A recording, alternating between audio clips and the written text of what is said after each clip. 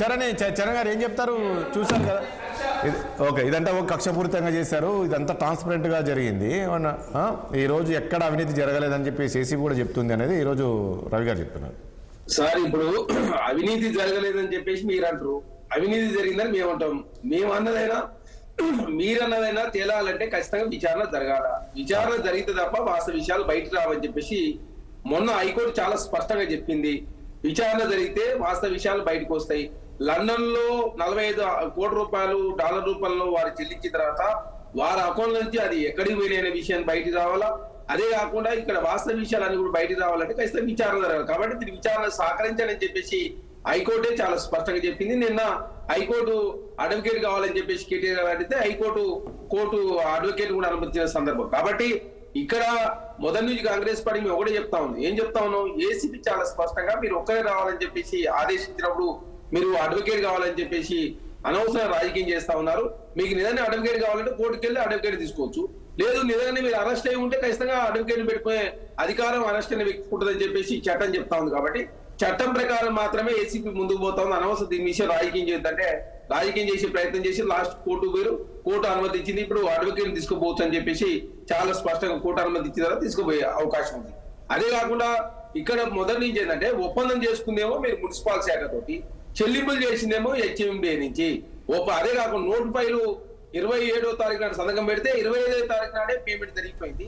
అదేవిధంగా మొదటిసారి 23 కోట్ల రూపాయలు, అదేవిధంగా అప్పుడు ఆర్థిక శాఖ అనుమతి లేదు, న్యాయశాఖ అనుమతి లేదు, అదే కాకుండా కేబినెట్ అనుమతి లేదు. రెండోసారి 23 కోట్ల రూపాయలు చెల్లించేటప్పుడేమో ఎలక్షన్ కోడ్ అమల్లో ఉన్నది. అమల్లో ఉన్నప్పుడు ఎలక్షన్ కమిషన్ అనుమతి తీసుకోవాలి, ఆర్థిక శాఖ, న్యాయశాఖ. అదే కాకుండా మీరు డాలర్ రూపంలో చెల్లించేటప్పుడు ఆర్బీఐ అనుమతి తీసుకోలేదు, ఫెమా అనుమతి తీసుకోకపోవడం మూలంగా రాష్ట్ర ప్రభుత్వం మీద 9 కోట్ల రూపాయలు ఫెనాల్టీ ఇవ్వడంతో ప్రధానంగా 46 కోట్ల రూపాయలు 9 కోట్ల రూపాయలు అంటే మొత్తం 55 కోట్ల రూపాయలు ప్రజాధనం వృధా అయింది. అదే కాకుండా కేటీఆర్ గారు ఏమంటారు, నా మీద ఏసీబీ కేసు ఎట్లయితే ఏసీబీ నిన్నట్ల పరిధిలోకి వస్తుందని చెప్తారు.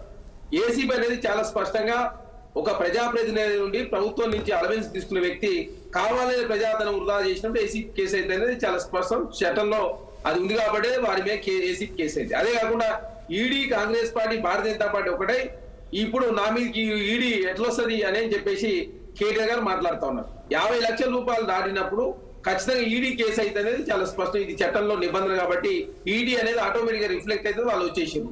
అదే కాకుండా ఇక 46 కోట్లు కాబట్టి ఈడీ ఆటోమేటిక్ వస్తుంది. అదే కాకుండా గొర్రెల స్కామ్ లో కూడా ఈడీ వచ్చింది. అదేవిధంగా దానిలో కూడా విచారణ ఆల్రెడీ ఈడీ దాని మీద కాగితాలు తీసుకున్న తర్వాత అది ఏమైందో జరుగుతుంది, దాని మీద కూడా విచారణ జరుగుతుంది. కాబట్టి ఈడీ అయినా అదేవిధంగా ఏసీబీ అయినా చట్టం ప్రకారం మాత్రమే పనిచేస్తుంది. దాన్ని రాజకీయం చేసే ప్రయత్నం బీఆర్ఎస్ పార్టీ చేస్తా ఉన్నా తప్ప కాంగ్రెస్ పార్టీ ఎక్కడ చట్ట విరుద్ధంగా కానీ లేదు, చట్టాల ఉల్లంఘన కానీ లేదు, రాజకీయ చరణ్ కౌశిక్ ఇప్పుడు కేటీఆర్ ఈ రోజు అరెస్ట్ అయ్యే అవకాశాలు ఉంటాయా? ఎందుకంటే నిన్నటి అరవింద్ కుమార్ గారి విచారణ కావచ్చు, బిఎన్ రెడ్డి విచారణ ఈడీ చేసింది. ఆయన ఏం చెప్తున్నారు, ఇదంతా నాదేం లేదు, కేటీఆర్ అదేవిధంగా ఇటు అరవింద్ కుమార్ గారు చెప్పింది నేను చేశాను, ఇందులో నాకు సంబంధం ఆయన చెప్పడము, ఇక్కడ ఈయన కేటీఆర్ చెప్పారని చెప్పారు. ఇవన్నీ చూస్తే ఈ రోజు కేటీఆర్ విచారణకు వెళ్తున్నారు కదా, ఈ రోజు కేటీఆర్ అరెస్ట్ అయ్యే అవకాశం ఉంటుందా? ఎట్లా? ఇప్పుడు లక్ష్మీ నరసింహారెడ్డి గారేమో అరవింద్ కుమార్ గారి మీద, అరవింద్ కుమార్ గారేమో కేటీఆర్ గారు మౌఖిక ఆదేశానుసారం మేము ట్రాన్స్ఫర్ చేసిన వాస్తవం అని చెప్పేసి వారు చాలా స్పష్టంగా ఒప్పుకున్నారు. అదే కాకుండా అంతకుముందు కేటీఆర్ గారు ఏం చెప్పారు, మేము బరాబర్ పంపినాం అని చెప్పేసి కేటీఆర్ గారు అంతకుముందు ఒప్పుకుని తర్వాత ఏమంటాడు, అధికారులు చూసుకుంటారు, మాకేం సంబంధం, అది అధికారుల పని అధికారులు చేయాలని చెప్పేసి మరొకసారి కేటీఆర్ గారు మాట్లాడుతున్నారు. కాబట్టి ఇప్పుడు అరెస్ట్ అవుతుందా అరెస్ట్ కాదనే విషయాన్ని ఏసీబీ వాళ్ళు విచారణ చేసినప్పుడు వాళ్ళు చెప్తారు తప్ప మేము కాంగ్రెస్ పార్టీకి అరెస్ట్ అవుతుందని మేము చెప్పినా అది కరెక్ట్ కాదు. అది ఖచ్చితంగా చట్టం అనేది చట్టం ప్రకారం ముందుకు పోతా ఉన్నారు.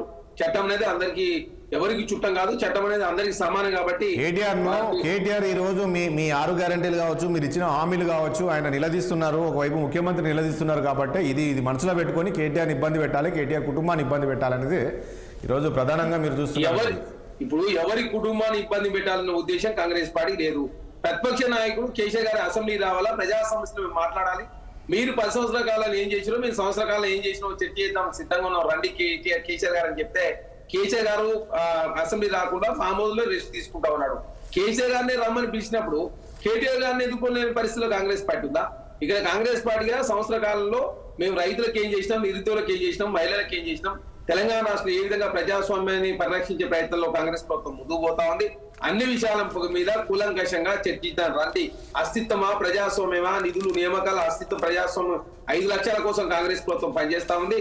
దీని విషయంలో కాంగ్రెస్ ప్రభుత్వం ప్రతి విషయంలో చర్చ చేయడానికి సిద్ధంగా ఉన్నాం. ఇరిగేషన్ ప్రాజెక్టుల మీదనా, లేదు తెలంగాణ రాష్ట్రంలో మీ సంవత్సర కాలంలో చేసిన డెవలప్మెంట్ మీదనా, అప్పుల మీదనా, లేదు మీరు ఇచ్చిన గ్యారెంటీ లేదు, మేము చేసిన, మేము 1 year లో గ్యారెంటీ ఏమి ఇచ్చినా, మేము పూర్తి చేసినాం.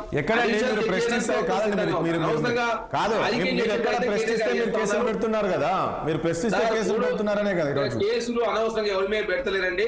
3వ సారి అధికారుల కోసం అని చెప్పేసి కేటీఆర్ గారు అంటే అతి విశ్వాసం మూలంగా మాత్రమే ఈ సంఘటన చాలా స్పష్టంగా జరిగింది. కాబట్టి దానిలో భాగంగా ఆ బిజినెస్ రూల్స్ ఉల్లంఘన జరిగింది, వయలేషన్ జరిగింది, చట్టాల ఉల్లంఘన జరిగింది. కాబట్టి చట్టం తన పని తాను చేసుకునే ప్రయత్నంలో భాగంగా ముందుకు పోతా ఉంది. అనవసరంగా తెలంగాణ రాష్ట్రంలో రాజకీయాల సందర్భం మాత్రం రాజకీయ చేయాలి, మిగతా సందర్భాలు రాష్ట్ర ప్రయాణాలు ముఖ్యం అని చెప్పేసి ప్రభుత్వం భావిస్తుంది.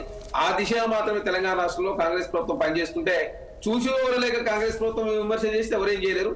ఖచ్చితంగా రాజకీయంగా కాంగ్రెస్ పార్టీ రాజకీయ పరమైన నిర్ణయాలు డెవలప్మెంట్ యాక్ట్